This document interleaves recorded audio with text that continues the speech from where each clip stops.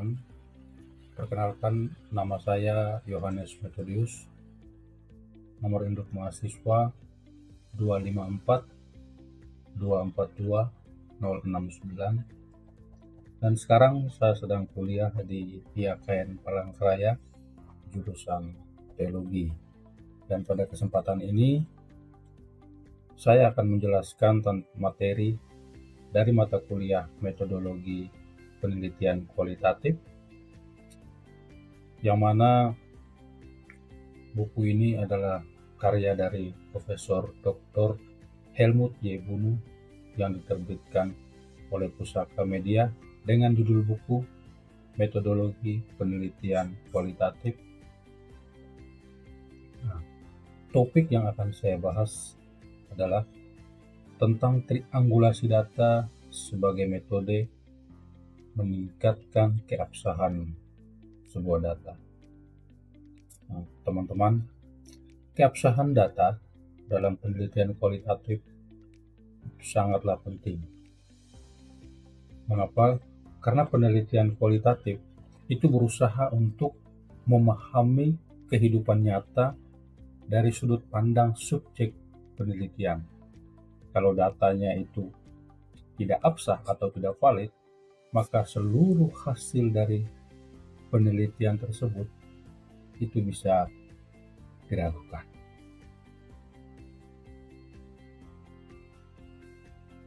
Penelitian kualitatif itu sering disebut juga sebagai inquiry naturalistik atau penelitian alami.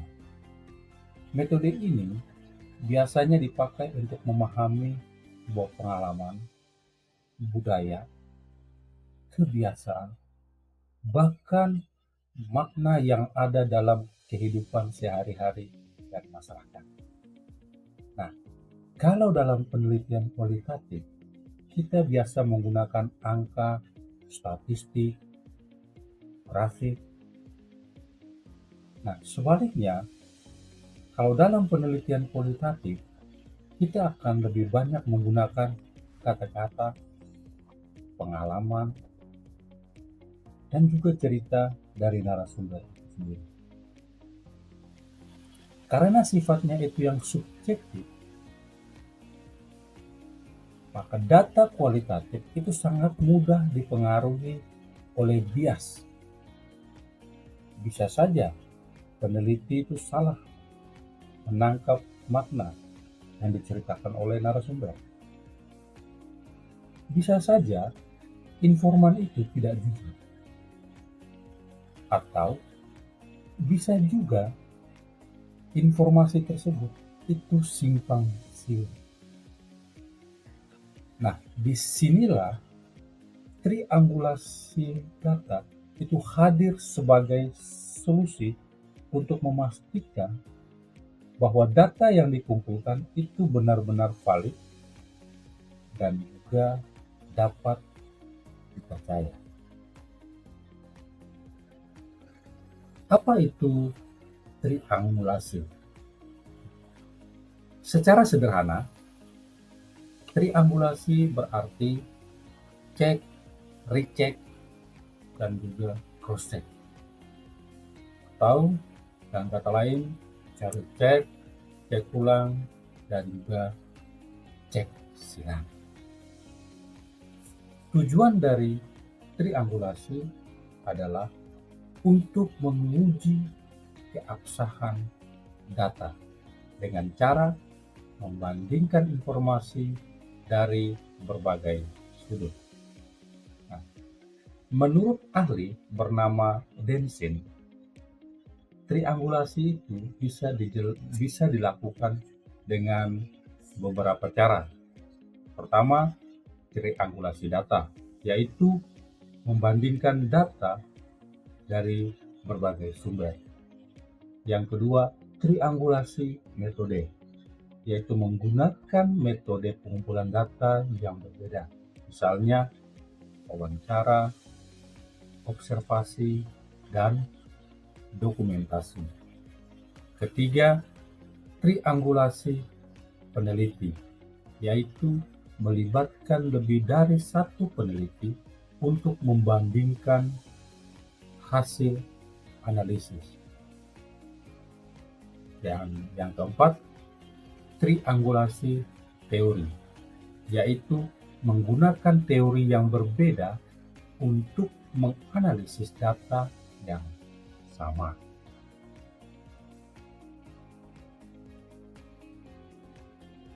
Fokus triangulasi data itu dilakukan dengan membandingkan informasi dari berbagai sumber.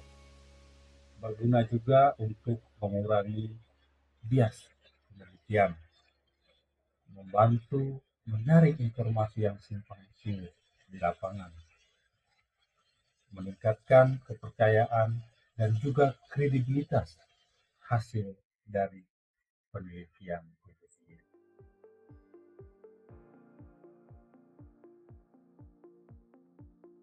Langkah-langkah triangulasi data.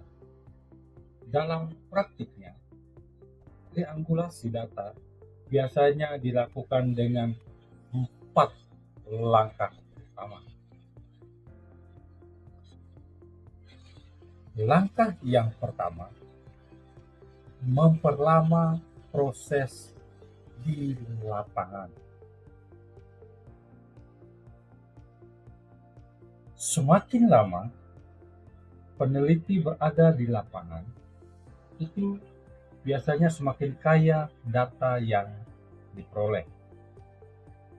Hubungannya dengan narasumber itu juga akan semakin akrab, sehingga satu dan lainnya itu bisa lebih terbuka dalam memberikan informasi.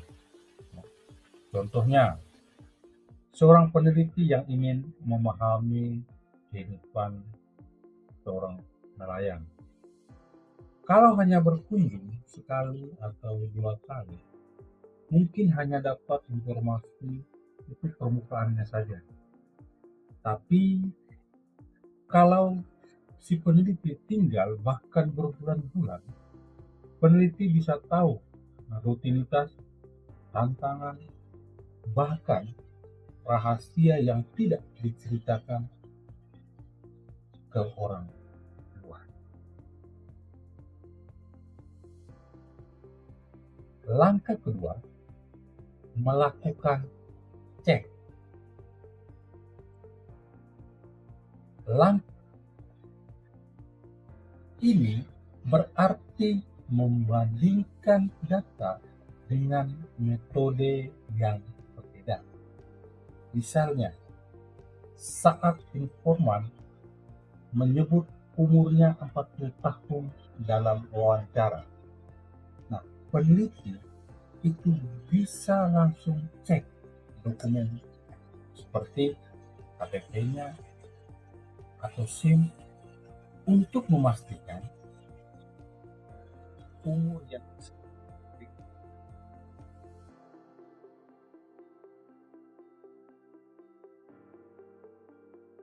hasilnya data itu lebih dapat dipercaya dan dapat juga dipertanggungjawabkan.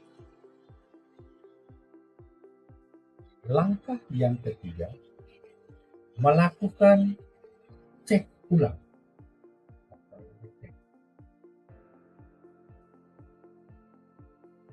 Artinya, pertanyaan yang sama itu diajukan di waktu yang berbeda. Kalau jawabannya itu konsisten, maka datanya itu lebih percaya. Misalkan, kalau seorang informan, dia katakan gajinya itu 3 juta.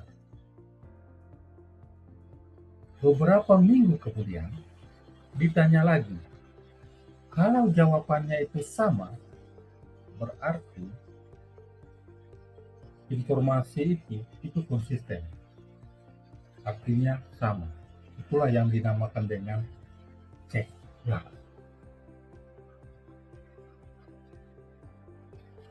Dan Langkah yang keempat, melakukan cek silang atau cross check. Ini berarti membandingkan data dari satu informan dengan informan yang lain atau dengan pihak yang terkait. Misalnya, seorang buruh bilang ia mendapat upah itu 150.000 per hari. Peneliti itu bisa melakukan cross check ke pemilik usahanya. Kalau jawabannya itu sama, berarti data tersebut valid atau lebih kredibel. Itu yang dinamakan dengan cek silang. Lalu, apa pentingnya triangulasi? Triangulasi itu membantu peneliti mengurangi bias pribadi. Triangulasi juga membuat informasi yang simpang siur bisa dipilah dan juga bisa diperjelas. Selain itu, hasil penelitian itu menjadi lebih kredibel, objektif, dan dapat dipertanggungjawabkan secara akademik. Bayangkan saja kalau tidak ada triangulasi. Hasil penelitian itu bisa saja menyesatkan. Contoh kasus, misalnya seorang pedagang, ia mengaku untung 500.000 per hari. Tapi setelah dilakukan observasi, ternyata jualannya ia itu sepi dan keuntungannya itu sebenarnya hanya 200.000. Nah, kalau peneliti langsung percaya tanpa adanya cek silang, maka hasil penelitian itu bisa salah total.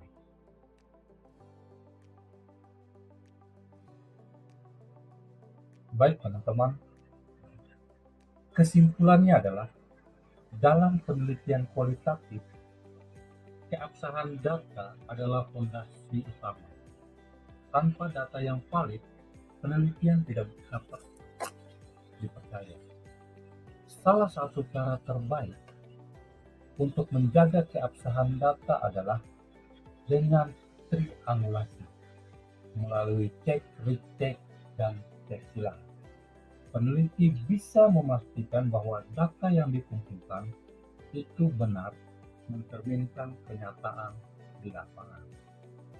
Dengan triangulasi, penelitian kita itu menjadi lebih kuat, lebih kredibel, dan bermanfaat baik untuk dunia akademik maupun untuk masyarakat luas. Dengan demikian, triangulasi membawa penelitian lebih dekat dengan realitas di lapangan. Ya, dengan triangulasi juga hasil penelitian tidak hanya lebih valid, tetapi lebih dapat dipercaya dan lebih dapat bisa dipertanggungjawabkan. Demikianlah penjelasan saya mengenai triangulasi data sebagai metode dalam meningkatkan keabsahan data. Terima kasih atas perhatiannya dan semoga bermanfaat. Syukran.